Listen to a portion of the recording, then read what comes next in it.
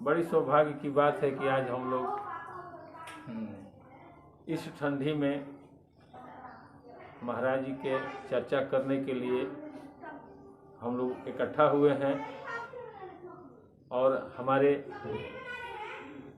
श्रेष्ठ गुरु भाई जनकदेव बाबू ये 3-4 अतवार से उन्हीं का वीडियो आ रहा है और आप सभी भक्तगणों से अनुरोध है कि आप लोग शास्त्र के अनुसार सत्संग सुनते हैं और हमेशा सुनते रहेंगे और हम यही चाहते हैं कि आप लोगों की जो सोच है वो बदले अपने गुरु के प्रति, अपने उस परमात्मा के प्रति जिसने आपको यहाँ भेजा है। आप लोग सत्संग सुने और कमेंट करें। देखिए, आप लोग सुनेंगे, कमेंट करेंगे तो ही ये चैनल आगे जाएगा। कहा जाता है कि आज इस कलयुग में सबसे बड़ा माध्यम है तो डिजिटल माध्यम है। ये डिजिटल इंडिया लोग कहते हैं कि डिजिटल इंडिया है। किसी भी वस्तु को अगर छुपा कर रखते हैं तो उसका कोई महत्व नहीं है। उसको जब सामने लाते हैं तो पता चलता है कि भाई इसमें कितना % सही है, कितना % गलत है। सेम वही चीज़ है। जो भी शिष्य हैं, जो भी इस नगरी में जो भी लोग अपने गुरु के प्रति आस्था रखते हैं, उनका दायित्व तो बनता है कि वो शास्त्र के अनुसार, अध्यात्म के अनुसार अपने गुरु भाई से राय लें, अपने गुरु के प्रति आस्था रखें। और ज़्यादा हम क्या बोलें, प्रेम से बोलिए स्वामी जी महाराज की जय, खलवा धाम की जय, सनातन धर्म की जय। अब हमारे जनकदेव बाबू सत्संग कहेंगे जो शास्त्र के माध्यम से है। आप लोग सुने और इस वीडियो को ज़्यादा से ज़्यादा लाइक करें और सब्सक्राइब करें और भेजें आगे, ताकि यह वीडियो उस महापुरुष के पास पहुँचे कि जो इस भारत के गणमान्य लोग हैं। तभी पता चलेगा कि अध्यात्म और शास्त्र आज तक जो हम लोगों ने जाना, क्या वही अध्यात्म वही शास्त्र है कि इससे भी परे कुछ है। जब तक ये चीज़ समाज में नहीं जाएगा तब तक पता नहीं चलेगा कि किसको कितना ज्ञान है, किसके पास जाने से हमारा कल्याण होगा। ऐसे हम लोग अंधेरे में अगर तीर मारेंगे वो तीर बेकार हो जाएगा। प्रेम से बोलिए स्वामी जी महाराज की जय। बोलिए प्रेम से श्री स्वामी जी महाराज की जय। गुरुर् ब्रह्मा गुरुर्विष्णु गुरुर्देव महेश्वर। गुरुर्ब्रह्मा गुरुर्विष्णु गुरुर्देव महेश्वर। गुरु साक्षात् ब्रह्म गुरु साक्षात् ब्रह्म तस्मै श्री गुरुवे नमः। तस्मै श्री गुरुवे नमः।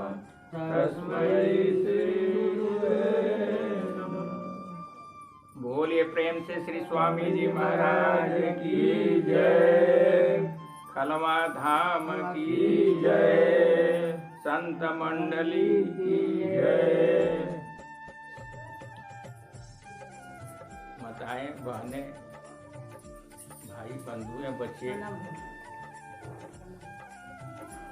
बड़ी आज ये आनंद, प्रेम और सौभाग्य की बात है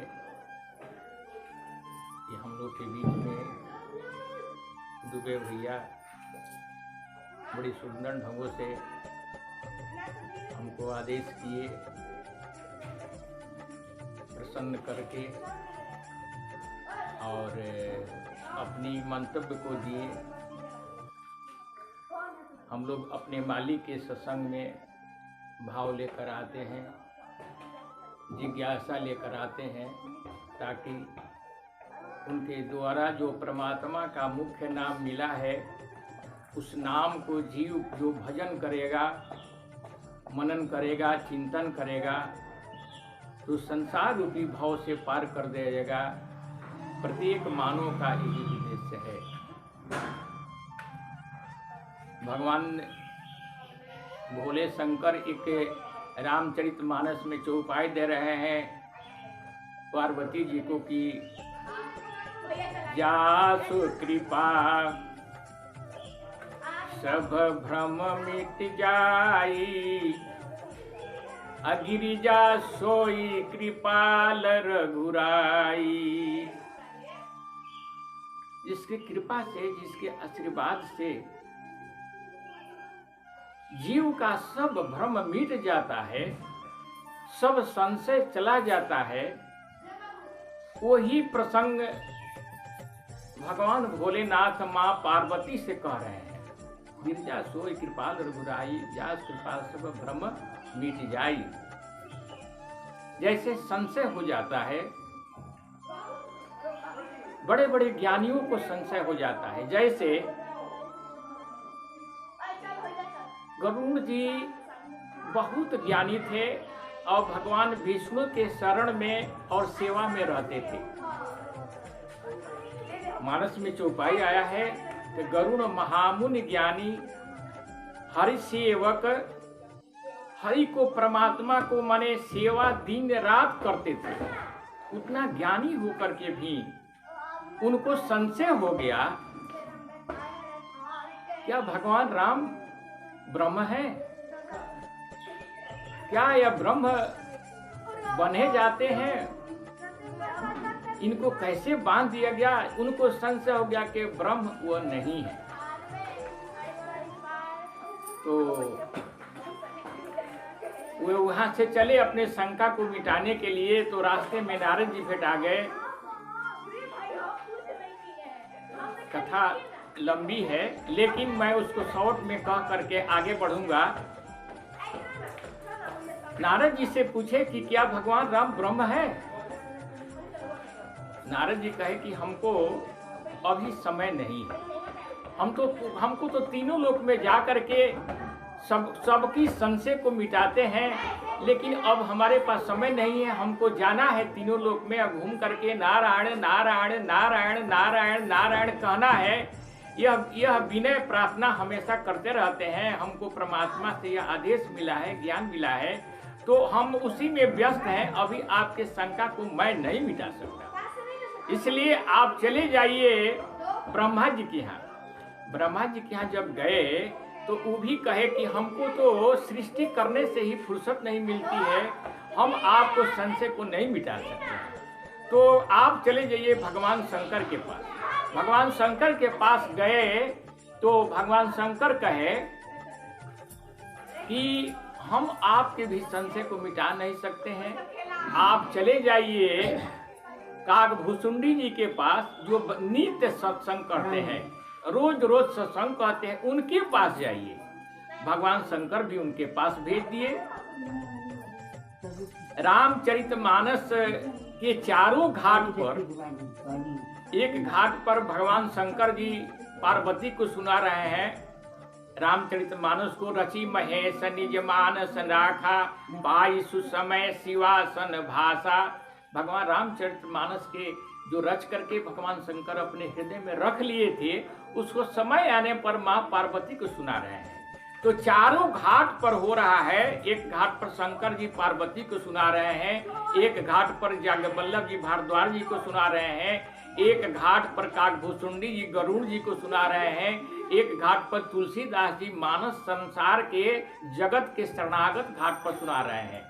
ये चारों घाट पर कथा सुन रहे हैं। इसके बावजूद भी जब काकभूषुंडी जी के यहाँ गरुड़ जी गए तो उनको फिर दोहरा करके रामचरितमानस की कथा को सुनाना पड़ा। और तब उनको संशय गया। जब उनका संशय चला गया तो जो उनके मन में था कि ये काकभूषुंडी जी ये क्या कथा सुनाएंगे, वो अभी संशय मिट गया। जब राम कथा का विवेचन काकभूषुंडी जी जो अपने गुरुओं से सुने थे, लोमस ऋषि से भी सुने थे, शंकर भगवान से भी सुने थे, अन्य जगहों पर संतों से सुने थे।